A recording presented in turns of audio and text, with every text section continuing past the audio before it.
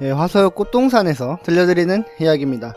여러분들의 귀에 약을 넣는 그랬다는 이 약이 시간입니다. 용서받을 수 있는 유일한 거짓말쟁이 오리지널 스타일 스토리텔러 하소코 인사드립니다. 이제부터는 원래는 제가 필살기라는 콘텐츠 한 개를 진행을 하고 있었는데 오늘부터는 좀 다른 콘텐츠도 한 가지를 진행하고 있습니다. 그것이 제목이 바로 그랬다는 이 약이라는 제목 갖고 있죠. 그냥 말 그대로 여러가지 스토리 자체를 제가 한번 거기에 대해서 스포일러를 할 수도 있고 아니면 또 평가를 할 수도 있고요. 근데 결론적으로 그냥 제 생각을 한번 이야기해보는 시간이 되지 않을까 싶습니다. 그런 기념으로 첫 번째 방송을 시작하도록 하겠습니다. 사실 원래 제가 필살기를 하면서 그렇게 많이 떠는 편은 아닌데 이번에 처음이라서 그런지 많이 어색하고 그러네요. 약간 분위기 자체가 좀 달라야 되는데 너무 똑같으면은 좀 겹치지 않을까 이런 걱정도 하고 있습니다. 예, 어쨌든 본격적으로 이야기를 시작하면서 오늘 제가 여러분들에게 들려드릴 이야기는 영화편입니다. 명량에 대해서 한번 이야기를 해보려고 합니다. 제가 얼마 전에 명량이라는 영화를 보았습니다. 아마도 이 방송이 나갈 때까지도 계속해서 극장에서 개봉 중일 것 같은데 평가 자체가 여러모로 말이 많죠. 물론 기본적으로 대부분들이 호평이라고 합니다. 명량 자체는 이제 명량대첩에 있었던 이순신 장군의 이야기를 그린 영화이고 최민식이라는 이제 배우님께서 열연을 펼치신 영화입니다. 게다가 감독은 김한민이라는 옛날에 그 최종병기 활로 유명하셨던 감독이 메가폰을 잡았고요. 결론적으로 영화에 대해서 본격적으로 이야기하기 전에 저는 그래요. 제 생각이니까 거짓말일 수도 있고요. 영화 우리가 왜 볼까요? 우리가 영화를 보는 이유는 굉장히 많지만 제 생각은 그런 것 같아요. 일단 감독이 우리에게 뭔가 얘기하고 싶어하고 우리는 그것을 알아들으려고 하는 게 영화입니다. 근데 많은 사람들이 그냥 돈을 벌기 위해서 문화를 발전시키기 위해서 영화를 찍는다고 하는데 그거 말고 감독이 도대체 우리에게 무엇을 이야기하려고 하는가 거기에 대해서 집중해서 보면은 조금 더 발전적이게 영화를 감상할 수 있지 않은가 싶습니다. 그죠? 그냥 해냈다는 이야기입니다. 그래서 제가 지금부터 이야기를 하려고 하는데 좀 스포일러가 될 수도 있겠지만 알 바가 아니죠. 왜냐면 명량대첩의 결과는 인터넷에 치면 다 나오니까요. 어쨌든 이야기를 계속 해보려고 합니다.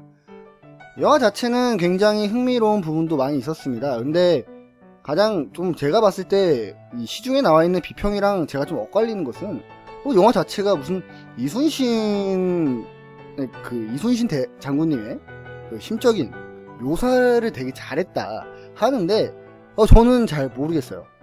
제가 봤을 때는 일단 기본적으로 전쟁씬 자체가 좀 많이 흥미로웠다. 최민식 뭐라고 해야 되지? 하여튼 최민식님께서 연기 자체는 굉장히 원래 잘하시는 분이니까요. 뭐랄까 메소드 연기라고 해야 되나? 그런 걸 원래 하시는 분이고 잘하셨는데 기본적으로 제가 너무나 마음에 들었던 것은 질려버릴 때까지 전쟁신이 나오는 면이 있었습니다. 그러니까 우리가 좀 지루할 틈도 없었다는 거죠. 근데 그 안에 이제 감정적인 부분도 많이 첨가를 했고요. 여기서 짤막하게 줄거리를 한번 이야기를 해보려고 합니다. 영화 자체가 처음에는 이제 이순신 장군님이 고문을 당하는 걸로 시작을 해가지고 명량대전을 준비를 합니다. 아직 거북선이 등장은 하는 것 같진 않아요. 그러고서는 이제 일본의 유승용 아저씨하고 조진웅 아저씨하고 둘이 누가 먼저 갈 것이냐 싸우다가 결국에는 유승용 아저씨가 선봉을 잡고서는 나갑니다. 전투가 벌어지는데 이제 이순신 장군님한테는 배가 12척밖에 남지 않은 상황이었고 적은 약 330척의 배를 갖고 있었다는 거죠. 근데 여기서 이제 전략적으로 승부를 내야 되는데 그때 울tur목이라는 명량이라는 곳에서 바다의 전술? 이런 걸 잘 이용을 해서 어쨌든 이겨버립니다. 근데 이제 집중을 해야 되는 게 무엇이냐, 포커스를 잡아야 되는 게 무엇이냐, 바로 감독이 먼저 우리에게 무엇을 이야기하려고 하는가 이겁니다. 근데 영화 자체는 제 생각에 흥행하기 위해서는 굉장히 많은 조건이 필요합니다. 그냥 재밌으면 되지, 웃기면 되지 이런 게 아니라 사람들의 공감을 기본적으로 이끌어야 되고, 그 다음에 시간 가는지 모르게 흥미로워야 하고, 또 거기다가 약간의 창의성이나 또 예술성도 들어가야 하는데, 지금 하루에 100만 명이 본다는 영화는 제가 알기로도 처음이거든요. 그 부분에 있어서 굉장히 많은 부분을 만족시켰다 할 수가 있는 거죠. 한 가지씩 따져보자면은, 기본적으로 이순신 장군님을 원톱으로 세웠다는 건 사실입니다. 그래서 그 주변에 있었던 주연 배우라든지 아니면 또 조연이라든지, 그러니까 좀 많이 찌랭이가 돼버리는 거죠. 그러니까 최민식 씨가 원래 연기 좀 잘하기도 하지만 그 주연 배우들도 되게 먹어주는 배우들인데, 생각했던 것보다 분량이 너무나 적게 나온 게 있습니다. 근데 기본적으로 우리가 원톱으로 세우면서 감독님이 얘기하려고 하는 건 잘 모르겠지만, 제가 느낀 건 이런 거였습니다. 요새 저희 대한민국이 많이 힘듭니다. 그죠? 많이 힘들어요. 근데 이것을 해결할 사람이 없습니다. 뭐 정치적으로 따졌을 때는 지금 대통령부터 시작해서 야당 대표까지 지금 그만뒀으니까 대통령님 자체도 그렇게 힘을 많이 얻지 못하고 있고, 기본적으로 또 다른 야당 대표도 이제 그만둔 거 보면은 이런 난세, 어지러운 세계에서 아무도 절대적인 힘을 갖고 있는 사람이 없고, 말 그대로 영웅이 나타나지 않는다는 겁니다. 이것이 흥행에 지금 성공할 수 있는 이유는 우리가 원하는 것을 보여주기 때문인 거예요. 모든 이야기들이 그렇습니다. 이야기꾼이 청중에게 가장 큰 효과를 얻을 수 있는 것은 바로 그 청중들이 듣고 싶어하는 이야기입니다. 거기서 바로 큰 포인트를 얻은 거죠. 어려운 시대에 단 한 명이서 원톱으로 나라를 구했으니 말인 거죠. 근데 거기에 대해서 뭐 호불호가 좀 갈리긴 하더라고요. 왜 그딴 식으로 했냐, 그러니까 왜 주연 배우들을 다 찌랭이로 만들었냐. 근데 뭐 거기에 대해서는 제가 할 말이 좀 있는 게, 원래 그 최종 병기 활도 보면 그래요. 박해일 씨가 원톱이고, 거기에 이제 유승용 씨가 나오긴 하는데, 유승용 씨가 일단 외국인으로 나오잖아요. 또 이게 좀 불쌍한 것 같아요. 무슨 죄를 졌다고 이렇게 죽어? 어쨌든 그러는데, 거기서도 박해일 씨 말고도 문채원이라는 굉장히 이제 훌륭한 배우가 나타나지만 별 활약 없이 죽습니다. 그리고 무슨 최종 병기 활 이야기를 하자면은, 거기서도 되게 좀 규모가 작지만 연출 방법은 되게 비슷한 것 같아요. 지금 명량이랑 전쟁씬이라든지 거기서 전투씬 자체는 워낙 거기에 집중을 했고, 우리가 굉장히 현실감 있고, 이거 되게 역동적이다 이렇게 느꼈거든요. 근데 그것을 확대시킨 게 바로 명량에서 빛을 발하지 않았나 싶습니다. 제가 첫 번째로 이야기한 것은 우리가 바로 보고 싶고 듣고 싶었던 영웅에 대해서 알려주었다는 것, 또 보여줬다는 것, 이게 바로 좀 좋았던 것 같고, 두 번째로는 연출 방식입니다. 우리가 그 전쟁 자체를 봤을 때 솔직히 어렵잖아요. 저도 포병 나왔는데 어려워요. 근데 되게 이해가 잘 가게 했으면서도 약간 좀 디테일도 있습니다. 배에서 포를 쏠 때 할 수 있는 것들, 근접적인 그 가까운 거리에서 뭐 사격할 수 있는 것들, 이런 걸 통틀어서 만약에 군인들이라면 좀 즐겁게 봤을 수도 있고요. 거기다가 이제 백병전이 나오잖아요. 이거는 딱 한마디로 표현을 할 수가 있는 것 같아요. 좀 한국적이다. 사실 이게 좀 스타일이 다 다른데, 서양 같은 경우에는 좀 깔끔한 게 있어요. 서양 그 헐리우드 같은 백병전이라든지 이제 1대1로 몸 벗고서는 옷으로 싸울 때는 이제 기본적으로 딱 눈에 띄는 게 이제 제이슨 스타뎀이라고, 그 사람이 싸우는 방식이 딱 정해진 틀로 딱딱딱 싸우는 게 있습니다. 그건 비슷하게도 그러니까 중국 영화도 그렇죠.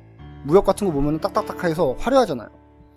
근데 일본 같은 경우에는 좀 더러워요. 뭔가 피가 많이 나오고 내장도 쏟아지고, 그런데 이 백병전이라고 하면서 전투를 딱 보여줬을 때 우리가 봤을 때 좀 부담스럽지도 않고, 그렇다고 해갖고 기대에 못 미친 정도도 아니었고, 적당히 싸워줬다는 거죠.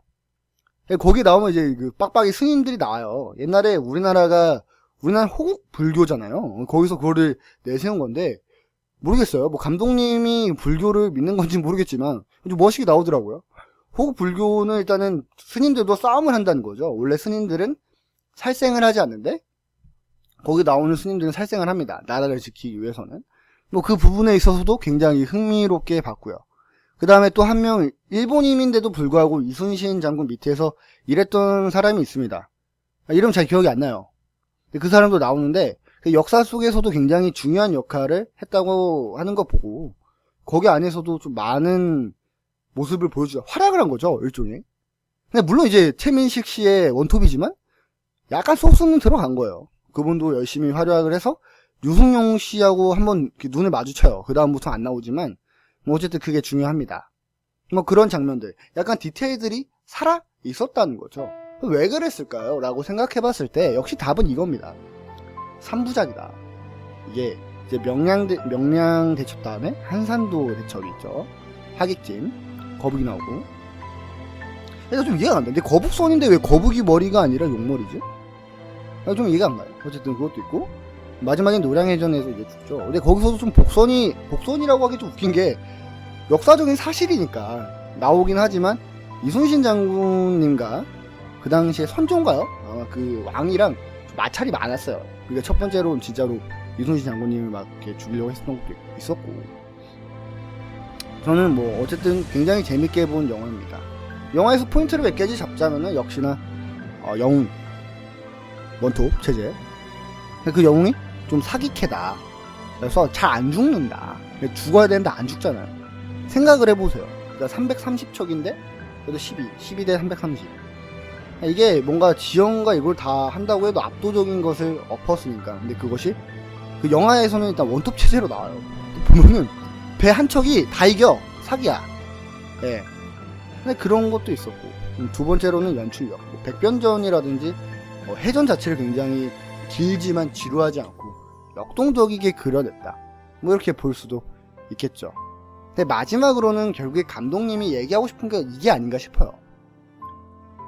이순신 장군님이 뭐 이야기를 합니다. 많은 걸 이야기를 해요. 뭐 실제로 그러셨겠죠. 근데 저기서 또 한 가지 짚고 넘어가자면은 많은 사람들이 그 유명한 대사 있잖아요. 필사즉세인가? 있잖아요. 뭐 죽으려고 하면 사는 거고 살려고 하면 죽는다. 이런 말이 좀 많이 허접하게 나옵니다. 근데 그것은 어떻게 보면은 영화적인 부분에 있어서 너무 연출을 잘 못한 게 아니냐, 배우가 연기를 너무 허접하게 한 게 아니냐 할 수도 있지만, 또 반대로 봤을 때는 실제로는 그렇게 이야기했겠죠. 뭐 되게 멋있게 이야기를 했겠어요. 그냥 대충 이야기를 했겠죠. 어떻게 보면은 조금 더 그 심리적인 상태를 내보이면서 너무나 용기를 돋보다주는 것도 아니고, 드라마처럼 용기를 돋보다주는 것도 아니고, 그렇다고 해가지고 너무 허접하게 이야기한 것도 아니고, 약간 좀 중용처럼 중간 단계를 지켰지 않나, 이렇게 저는 생각을 하는데, 다른 사람들은 아니라고 하는 분들도 많더라고요. 어쨌든 저는 최민식 씨 연기는 한 100점 만점에 만점 정도는 줄 수 있지 않나 싶습니다. 근데 뭐 여기까지 이야기를 하고, 기본적으로 거기서 포인트를 잡는 거는 백성들이에요.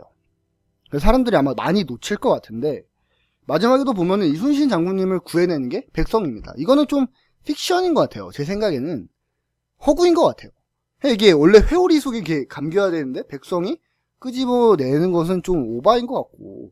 생각을 해보세요. 회오리 속에 이게 희강기인데 어떻게 구해주냐면은 백성들이 배를 타고 와가지고 갈고리를 걸어서 이렇게 끌어내요. 근데 이게 잘 안 되거든. 맞잖아요. 마치 이거는 좀 어떻게 보면은 우리의 안 좋은 추억, 세월호를 생각하는 걸 수도 있고요. 근데 결론은 이런 것들입니다. 마지막에 그 이순신의 장군님 아들 이름이 이회라고 있습니다. 이회가 물어봐요. 뭐 우리는 뭐 왕을 위해서 싸우는 게 아니냐, 그리고 뭐 우리 나라를 위해서 싸운 게 아니냐. 근데 이제 최민식 장군님께서 이야기를 합니다. 우리가 싸운 이유는 백성들 때문에 싸운 것이고, 우리를 살려준 것 또한 역시 백성이었다. 이런 거죠. 결국에 우리들은 지금 영웅을 찾고 있습니다. 누군가 한 명이 나타나서 도와주기 바래요. 우리 지금 굉장히 많은 사건과 사고들이 일어나고 있는 이러한 시점에서 우리가 바라보아야 할 것은 누가 하겠지, 누군가 해주겠지, 이게 아니라 우리들이 힘을 내야 되는 거예요. 우리들이 만들어내야 된다는 거예요. 그러니까 영웅은 선택받은 것이 아니라 선택하는 것이고, 또한 누군가에게 미루는 것이 아니라 우리가 누군가를 선택하는 겁니다. 그래서 만들어내는 거예요. 혼자서요? 아니요. 같이라는 거죠. 아마 감독님도 그렇고 이 영화 자체의 스토리 자체, 시나리오 작가도 그것을 이야기하고 싶었지 않나 싶습니다. 뭐 아니면 말고요. 어쨌든 계속해서 이야기를 조금만 더 해보자면은 결론적으로는 훌륭한 영화이고 아마도 대한민국에 있어서 좀 본받아야 될 필요가 있지 않나 저는 그렇게 생각을 합니다. 사람들이 많이 보는 이유는 분명히 있습니다. 어떠한 영화든 그것이 재밌든 재미가 없든 질이 좋든 질이 나쁘든 많이 보면 이유는 분명히 존재를 하는 것이고 리스펙트가 필요하다는 거죠. 그래요. 한 1년에서 2년 정도 있다가 한산도가 나올 것 같은데 아마 감독은 바뀌지 않을 것 같습니다. 기대되는, 후속작이 기대되는 영화가 아닌가 싶네요. 뭐 제 이야기는 여기까지입니다. 뭐 그냥 그저 그랬다는 이야기들이었습니다. 아니면 말고요. 지금까지 화서였고 똥산에서 들려드렸던 이야기입니다. 감사합니다.